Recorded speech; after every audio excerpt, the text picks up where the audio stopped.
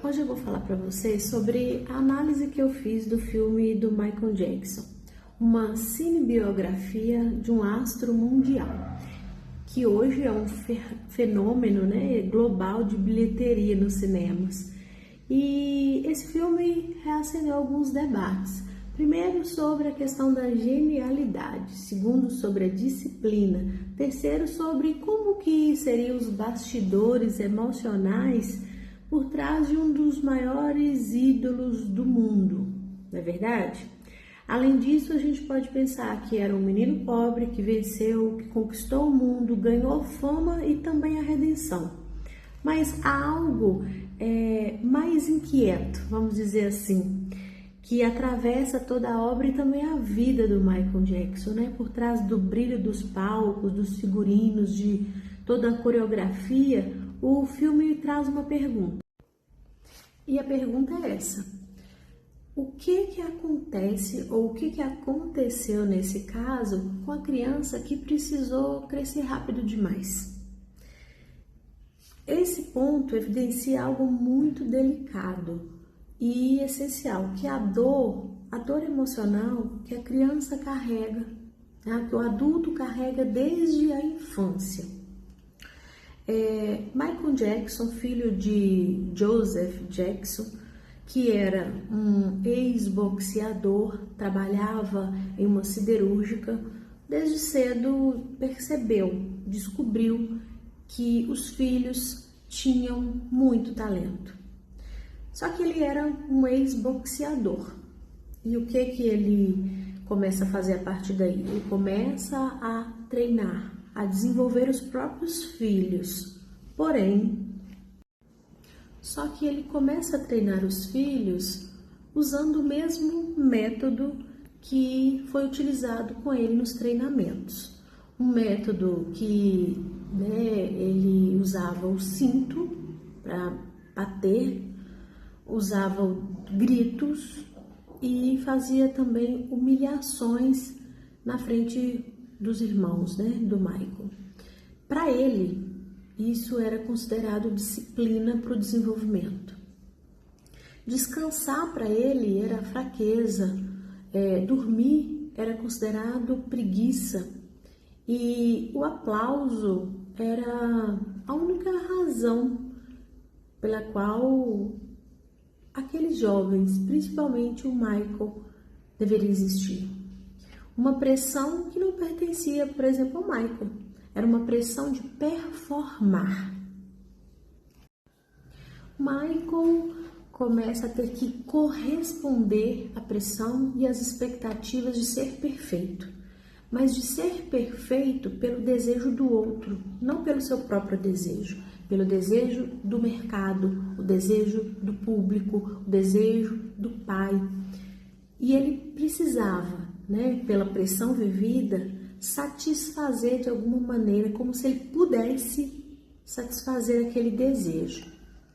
E a gente sabe que o cantor ele não tinha amigos, ainda que ele quisesse brincar, o pai o obrigava a ficar horas e horas, muitas vezes durante a noite, para treinar, para ficar horas ali treinando, ensaiando, ou então fazendo shows.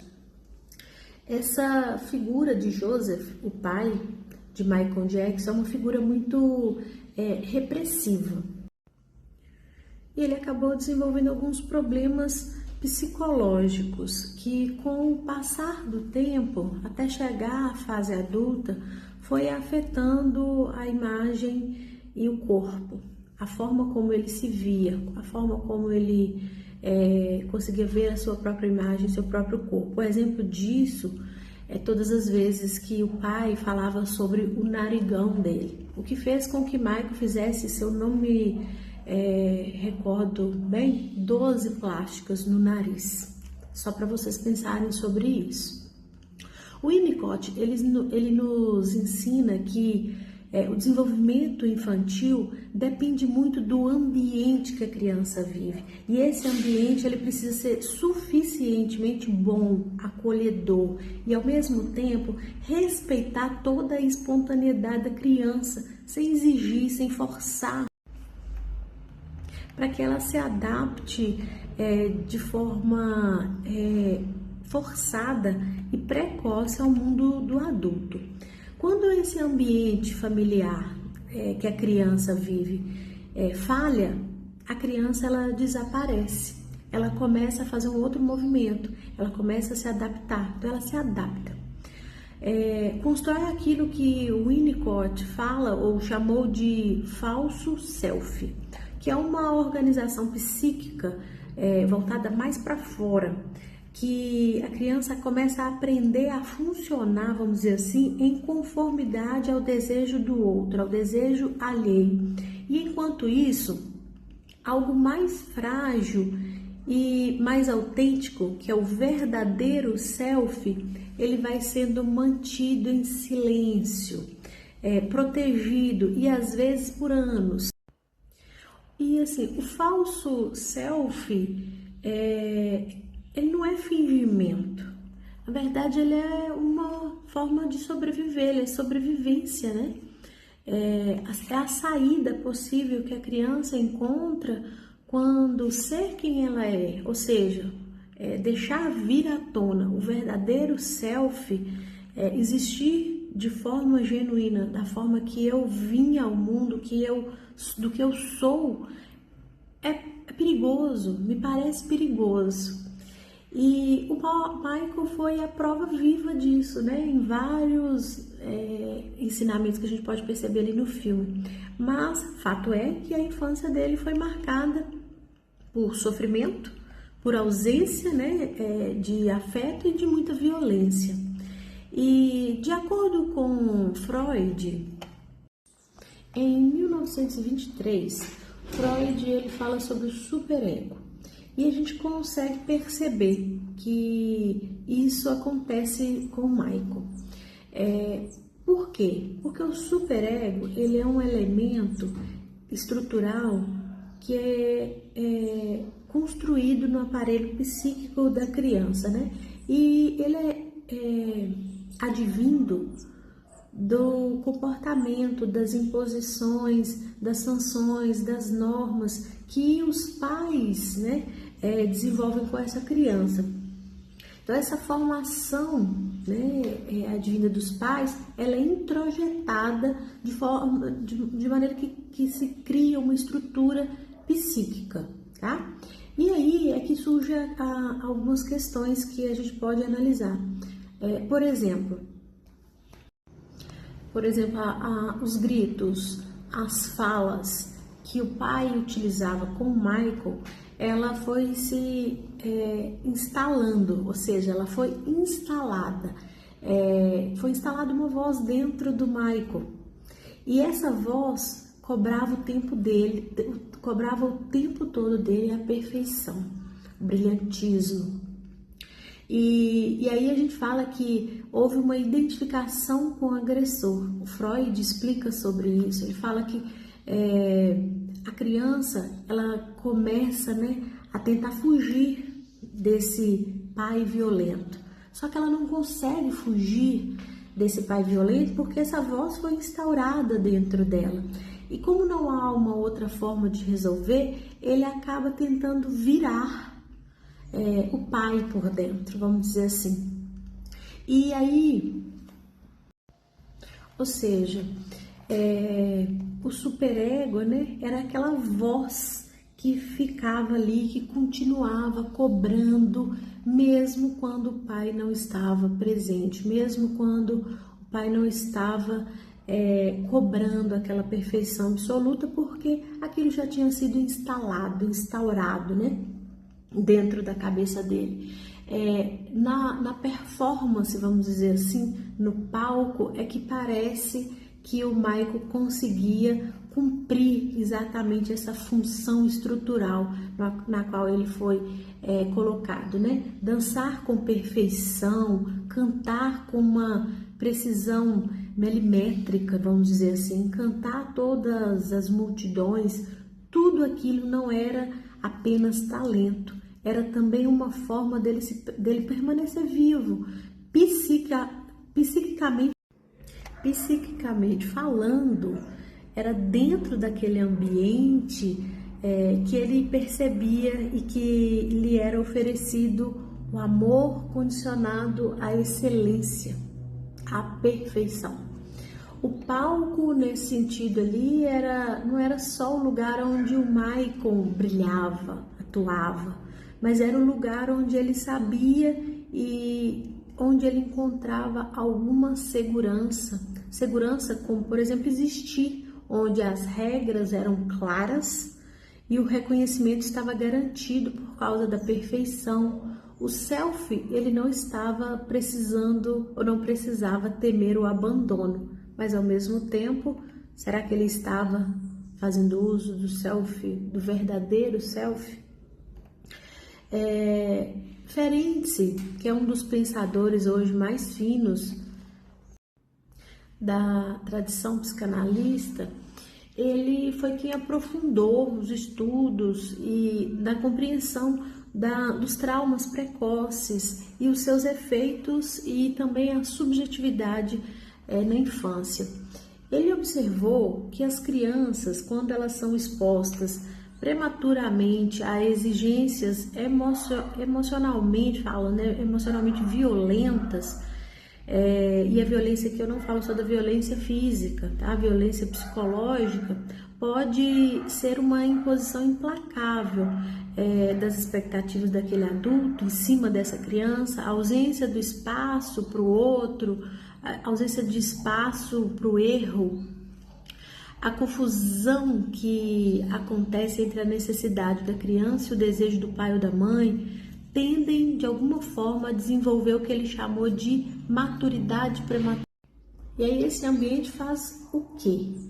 Aquelas crianças, que vivenciam isso, elas tornam-se excessivamente atentas ao humor do adulto, ao humor do outro, e aprendem a antecipar o que esperar dessas pessoas. E elas começam a construir de forma bem refinada uma competência que impressiona de fora, mas que por dentro carrega um peso das partes emocionais dos pais e uma carga de quem nunca pôde se desenvolver no ritmo que seria um ritmo próprio dela, A criança traumatizada, de acordo com Ferenczi, frequentemente ela vai se tornar guardiã do equilíbrio do adulto e não o contrário.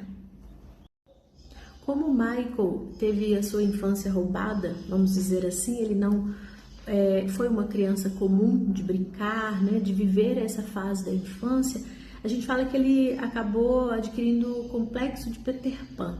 Ele tentava de alguma maneira, ele procurava de alguma forma imortalizar a figura infantil na vida dele, Ele não teve acesso e ele queria ter acesso a isso. Então ele de alguma maneira ele imortalizava isso.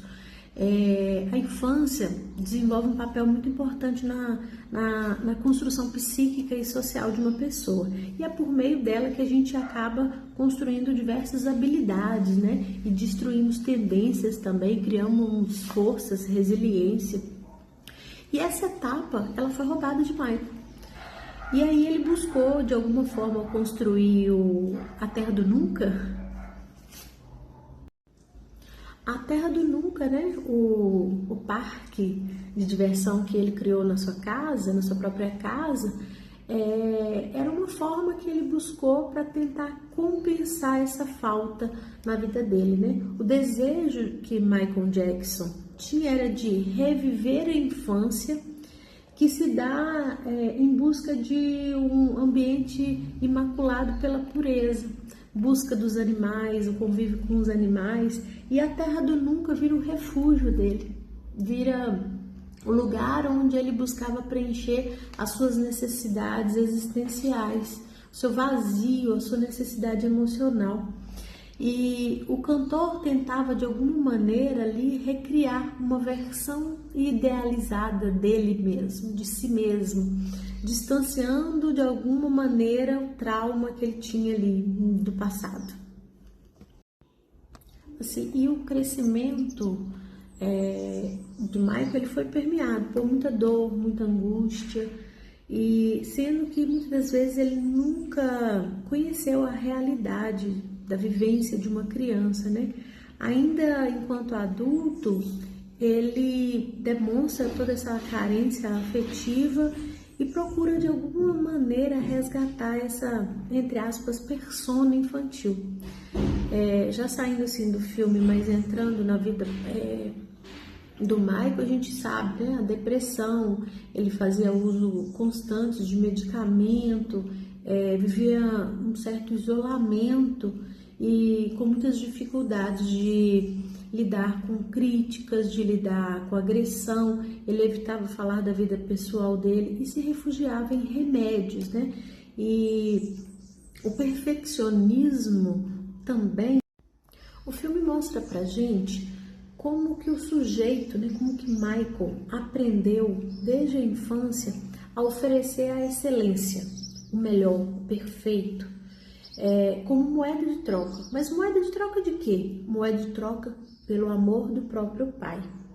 E ao fazer isso repetidamente, vamos dizer assim, foi internalizada uma lógica que é uma lógica muito cruel para a criança, de que a sua existência ela só tem valor quando ela tem performance, ou seja, quando eu tenho uma alta performance, eu serei amado pelos meus pais. Isso acontece muito, tá, gente? Crianças que buscam estudar para buscar medalhas, buscando a alta performance para se sentir amado pelos pais. E a consequência disso não é apenas o esgotamento, né? É uma ferida narcísica, estrutural, com uma dificuldade profunda de sentir como se a criança, como se o sujeito só fosse digno de ser amado se ele alcançar essa alta performance. Ou seja, Michael, ele só achava que ele era digno de ser amado quando ele estava no palco e fora do palco. E quando ele não era perfeito, né? Então é preciso observar que Michael, ele não só sofreu também, né? Ele criou, ele usou a dor que ele sentia para criar de uma forma extraordinária, quase que obstinada e muito insistente, aliás, persistente, né? Cada reinvenção estética, a impressão que eu tenho que era como se fosse o corpo ou a voz dele tentando de alguma maneira se organizar emocionalmente, psiquicamente, diante de tudo que ele vivia. Se olharmos nessa perspectiva, cada fase criativa do Michael Jackson pode ser lida como uma forma, né, uma busca, às vezes desesperada ali, às vezes luminosa, brilhante, por uma forma de existir que fosse sua, que fosse mais habitável, que revelasse o seu verdadeiro self, que fosse menos dolorosa. E aí eu defendo a arte, vocês sabem disso. A arte aí surge assim, não como um ornamento, ela surge como uma linguagem para aquilo que nunca encontrou palavras suficientes. A música como lugar onde a dor ganhava força, onde a dor ganha força sem precisar ser nomeada diretamente. Assim, o espetáculo que ele nos ofertava, que ele ofertou ao mundo, surge como um espaço potencial de acordo, no sentido winnicottiano, vamos dizer assim, Winnicott, onde o sujeito ele pode existir de forma mais livre do que lhe foi permitido na vida real, na vida cotidiana. É a luta entre a dor e o existir, e o desejo de permanecer, entre aspas, subjetivamente vivo. E assim como a Shakira transformou dor em música, a gente fala da sublimação, o Michael também nos parece ter feito isso. Michael nos lembra que por trás de um mito de um popstar, há também alguém tentando, há um ser humano tentando transformar agressões vividas em beleza, a solidão em arte, o trauma em uma forma de linguagem. E talvez seja justamente aí nessa tentativa permanente, nessa insistência de criar, né, apesar de tudo, de todo sofrimento, de toda dor, de todo isolamento, é que a obra dele encontre uma dimensão mais profundamente humana, vamos dizer assim. E a trajetória dele, aí olhando toda a vida do Michael Jackson, né, a trajetória dele mostra que pensamento, visão e disciplina constroem resultados, mas também nos lembra algo mais importante na atualidade. Mas lembra também que nenhum sucesso externo substitui a cura emocional. Quando a mente e o coração, eles caminham juntos de forma equilibrada, a vida aí muda de verdade. Bom, espero que vocês tenham gostado dessa reflexão à luz da psicanálise. E se você achar pertinente, envia para uma pessoa que também devia assistir todos esses stories para pensar também. Muito obrigada por você ficar aqui até o fim.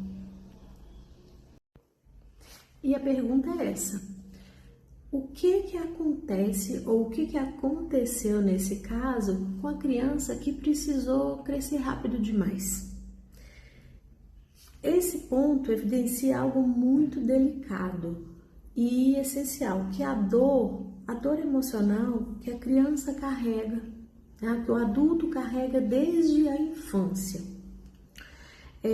Michael Jackson, filho de Joseph Jackson, que era um ex-boxeador, trabalhava em uma siderúrgica, desde cedo descobriu que os filhos tinham muito talento. Só que ele era um ex-boxeador. E o que ele começa a fazer a partir daí? Ele começa a treinar, a desenvolver os próprios filhos. Porém, hoje eu vou falar para vocês sobre a análise que eu fiz do filme do Michael Jackson, uma cinebiografia de um astro mundial, que hoje é um fenômeno, né, global de bilheteria nos cinemas. E esse filme reacendeu alguns debates. Primeiro, sobre a questão da genialidade. Segundo, sobre a disciplina. Terceiro, sobre como que seriam os bastidores emocionais por trás de um dos maiores ídolos do mundo, não é verdade? Além disso, a gente pode pensar que era um menino pobre que venceu, que conquistou o mundo, ganhou fama e também a redenção. Mas há algo mais inquieto, vamos dizer assim, que atravessa toda a obra e também a vida do Michael Jackson, né? Por trás do brilho dos palcos, dos figurinos, de toda a coreografia, o filme traz uma pergunta: